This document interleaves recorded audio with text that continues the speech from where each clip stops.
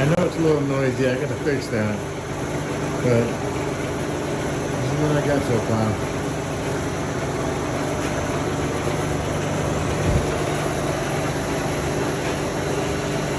Total rebuild. I know what the problem is for the noise, so I just gotta replace the bushing in it and just. But everything seems to work as it should.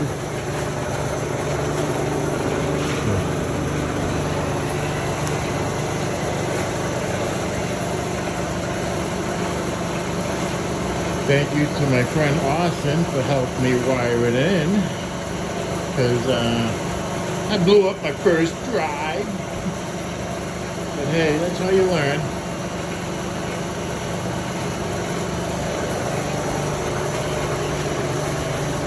I'm happy with it. Now I just got to rebuild a little bit, maybe milling machine. I am my worst own enemy when it comes to projects.